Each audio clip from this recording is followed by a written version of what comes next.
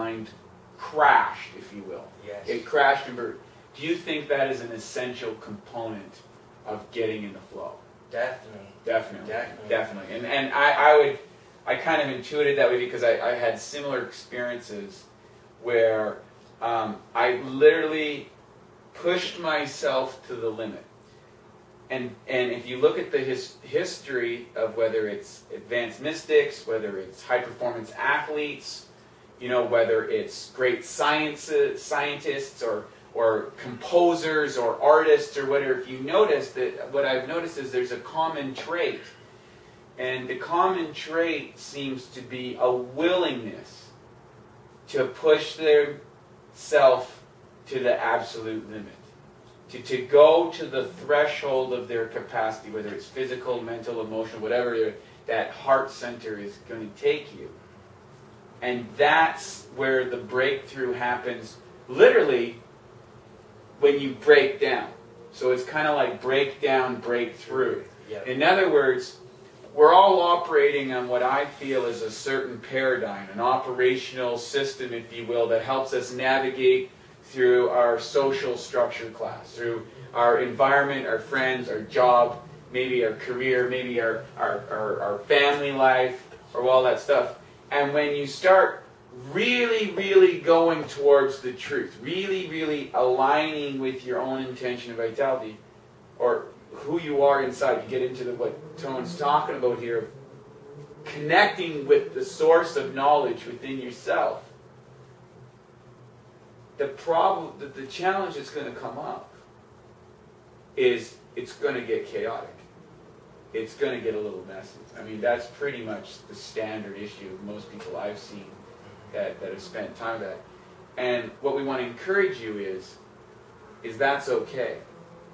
And you need to be okay with that, or otherwise you're going to keep, just doing another spin on the turn. If you're not ready for that, I think that's okay. I think maybe, there's a time and a place, to spin within the circle of life until you're done spinning with it. And if you're enjoying that role of just going around and around and around and having that experience, that's cool too.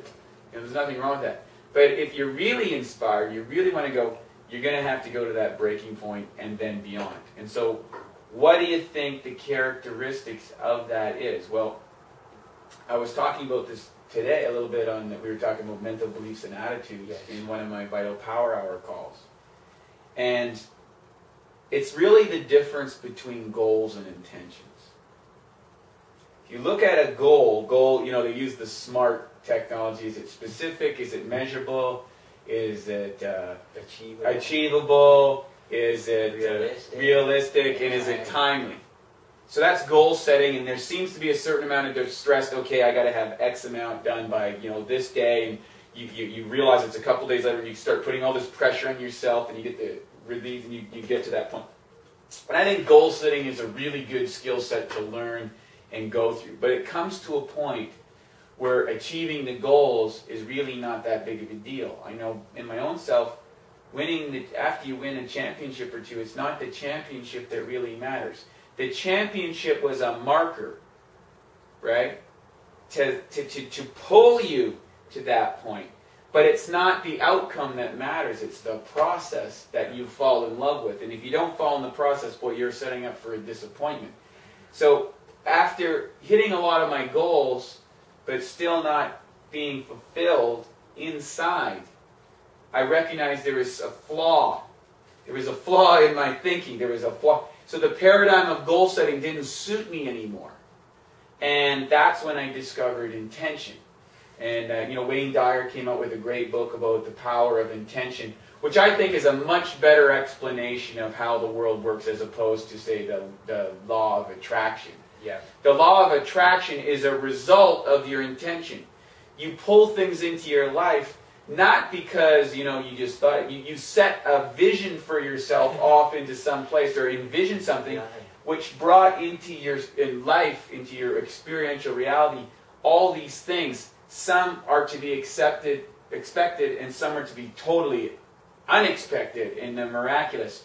And the greater the intention, the bigger the vision, the more further out it is, or the more unrealistic, the more untimely, the more you know, unmeasurable that goal becomes, the bigger the opportunity, the greater the potentiality for the miraculous to occur. That's what I've noticed. And I think getting into the power of intention and setting your intention, what is it that I want my life to be?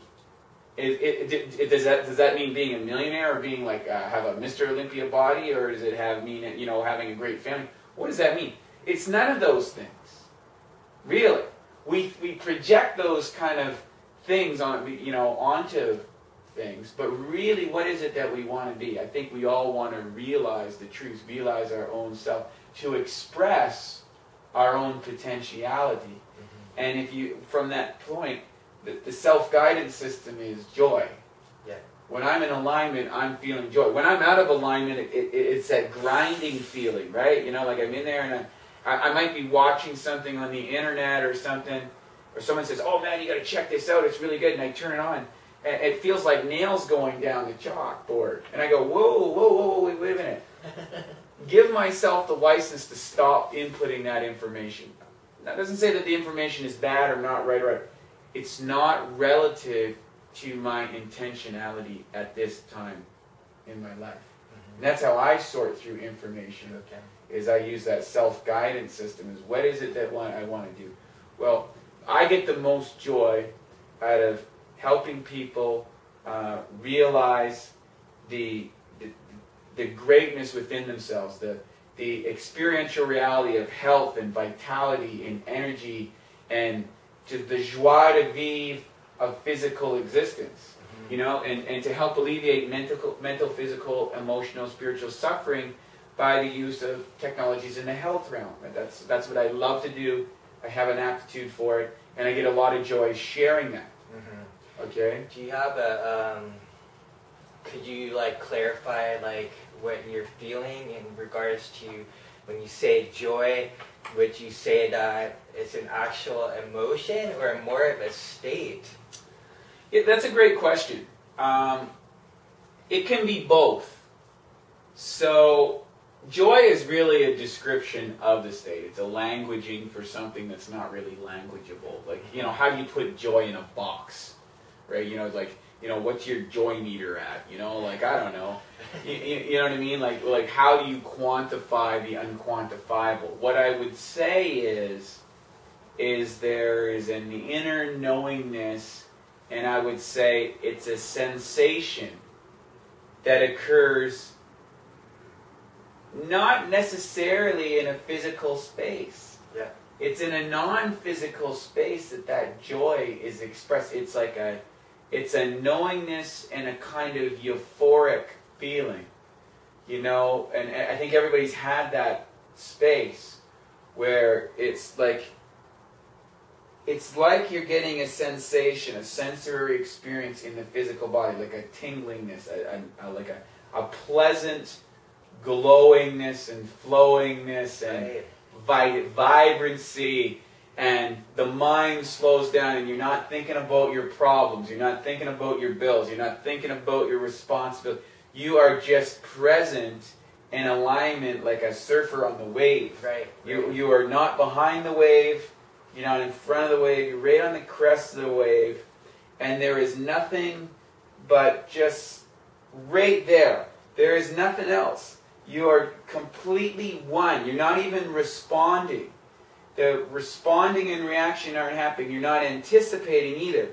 But it's a simultaneous flowingness which directs itself, and as soon as you kind of think about it, it's gone. It's gone. It's gone.